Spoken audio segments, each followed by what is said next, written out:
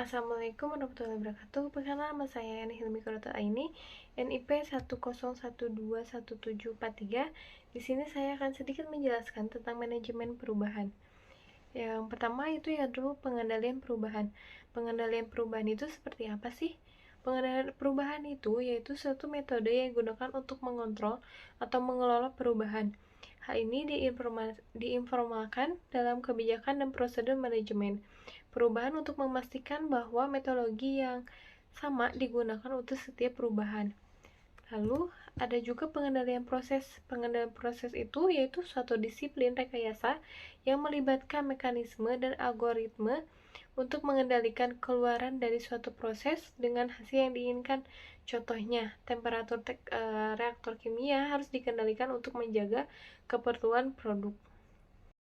Lalu ada juga tujuan utama dari sistem pengendalian proses yaitu untuk mengatur metrik produksi, membuat dan mengirim data produsen untuk memastikan bahwa jalur pemrosesan penyelesaian setiap suatu produk itu dengan kesalahan sedikit pun. Sistem kontrol proses dapat berkaitan dari yang sederhana hingga yang kompleks, karena beberapa hanya mendeteksi satu metrik seperti suhu, sementara yang lainnya mendeteksi beberapa metrik seperti suhu, tekanan, dan gaya. Lalu ada juga pengendalian lingkungan. Pengendalian lingkungan itu sendiri yaitu dapat disebut sebagai upaya untuk mengendalikan perencanaan dan kerusakan dari lingkungan hidup.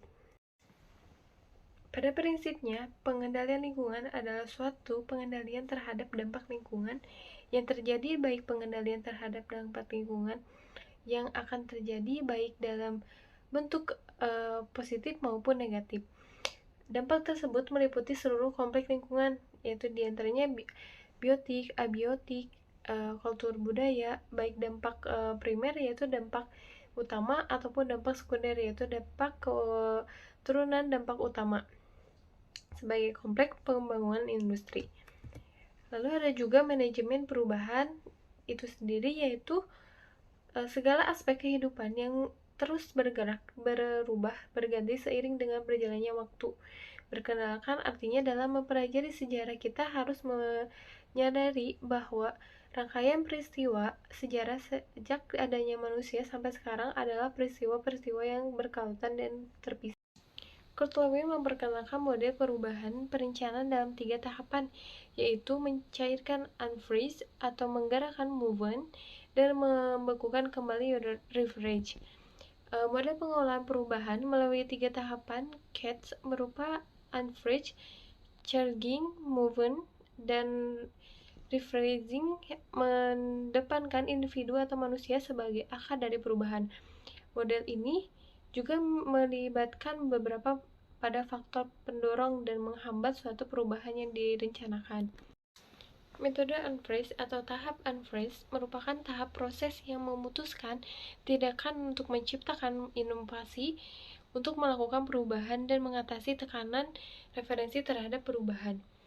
Model Lewin menegaskan bahwa perubahan merupakan sebuah proses transisi dan tidak dipandang sebagai sebuah aktivitas.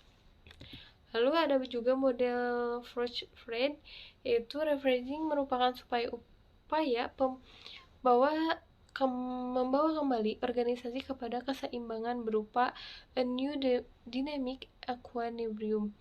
Diterjemahkan dari bahasa Inggris dalam ilmu sosial, analisis medan, gaya memberikan kerangka untuk melihat faktor-faktor yang mempengaruhi suatu situasi. Awalnya, situasi sosial itu terlibat pada kekuatan yang mendorong gerakan menuju tujuan dan memahami gerakan yang menuju.